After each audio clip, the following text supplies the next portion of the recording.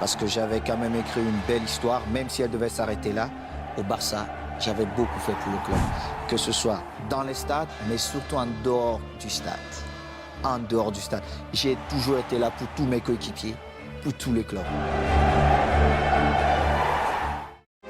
Di awal tahun 2000-an, ada seorang striker yang selalu diremehkan.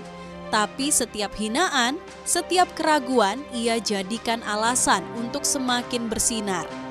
Ketika Real Madrid melepasnya, ia malah berubah menjadi predator di Mallorca dan membawa klub kecil itu menjadi juara Copa del Rey 2003 dengan 2 gol di final. Dan ketika Barcelona mengusirnya, ia membalas dengan treble yang mengubah sejarah. Setiap ejekan, setiap ketidakpercayaan selalu dibalas dengan prestasi yang membuat orang menyesal telah melepasnya. Inilah jejak sang legenda, Samuel Eto'o.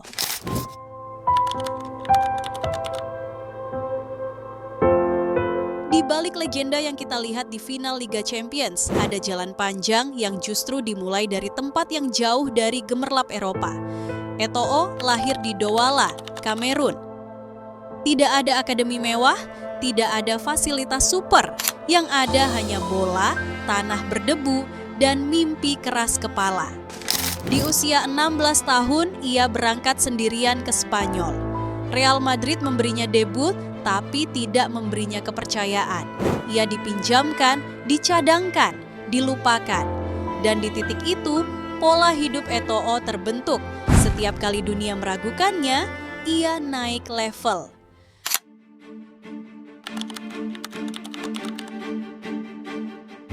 Mallorca mungkin klub kecil di kertas, tapi di sanalah Eropa pertama kali melihat versi Eto'o yang sesungguhnya, predator dengan 70 gol, status top scorer klub, dan puncaknya final Copa del Rey 2003. Eto'o tidak cuma membawa klub Mallorca ke final, ia memenangkan final itu. 2 golnya membuat klub kecil itu mengangkat trofi dan menggemparkan Spanyol. Setiap kali ia mencetak gol, ekspresi wajahnya seolah berkata, "Kalian salah menilai saya." Mallorca bukan tempat pelarian bagi Eto'o. Mallorca adalah awal kebangkitan monster. Dan kebangkitan itu terdengar sampai ke Camp Nou.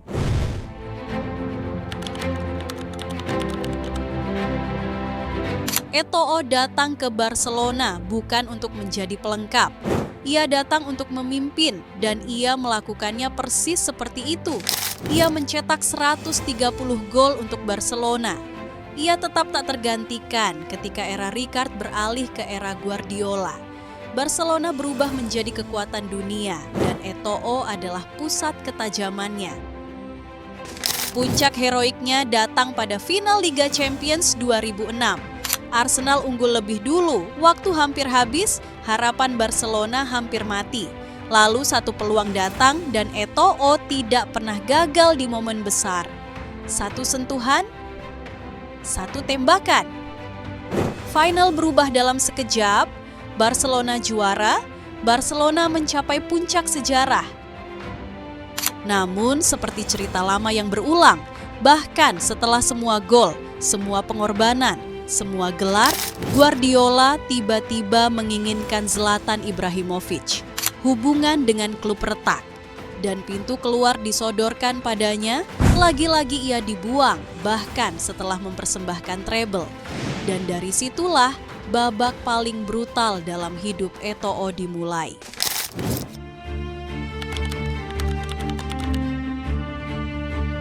Jose Mourinho tidak butuh rayuan panjang. Ia tahu apa yang ia beli, bukan striker biasa, tapi mesin kompetisi. Musim 2009-2010, Inter Milan dianggap mustahil menjuarai Eropa. Tidak punya DNA Liga Champions. Barcelona terlalu dominan. Lalu Eto'o datang dengan sesuatu yang Barcelona sendiri ciptakan. Dendam. Ia mencetak gol di laga-laga paling berat. Ia bekerja untuk tim tanpa ego. Ia membuat seluruh Eropa merasakan naluri pembunuhnya. Dan ketika final tiba, Bayern Munich menunggu. Stadion bukan tempat untuk gugup, stadion adalah miliknya. Inter Milan mengangkat 3 trofi sekaligus, treble winner pertama dalam sejarah Italia, dan Eto'o menjadi pemain Afrika pertama yang memenangkan treble di Eropa. Reveal besar, tapi ada satu kenyataan yang lebih menggetarkan. Musim sebelumnya, Eto'o juga memenangkan treble bersama Barcelona. Barcelona membuangnya setelah treble, seolah ia tidak lagi dibutuhkan. Setahun kemudian, ia datang ke Inter Milan dan memenangkan treble lagi. 2 treble. 2 musim berturut-turut, 2 klub berbeda. Tidak ada pembuktian yang lebih keras dari itu. Dendamnya tidak pernah diucapkan dengan kata-kata, ia membalas dengan sejarah.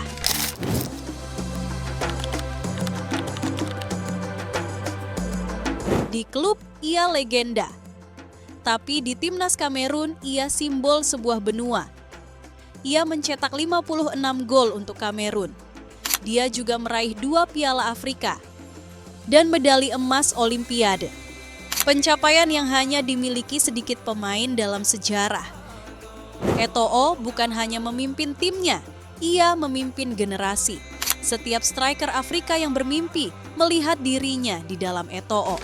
Dari Drogba ke Aubameyang, dari Mane hingga Salah, sampai Osimhen hari ini.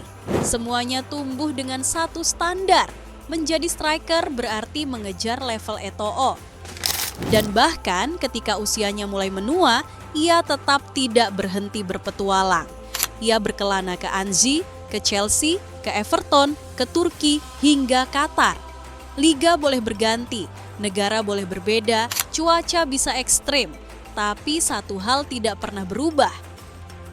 Ia terus mencetak gol. Usia bisa melambat, tapi naluri predator tidak pernah hilang.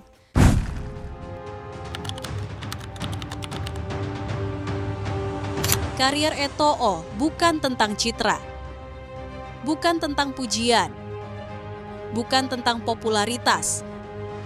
Ia tidak datang untuk disukai. Ia tidak datang untuk dipuji. Ia hanya datang untuk dihitung. Dan setiap kali dunia melupakannya, ia meninggalkan catatan baru untuk sejarah. Madrid melepasnya, Barcelona membuangnya, tapi Eto'o selalu kembali dan selalu kembali di tempat yang lebih tinggi daripada yang meninggalkan dirinya. Dan jika masih ada yang meragukan jejaknya, biarlah satu fakta ini menjawab semuanya. 2 treble, 2 musim berturut-turut, 2 klub berbeda. Tidak ada pembuktian yang lebih keras dari itu. Itulah legenda, itulah Samuel Eto'o.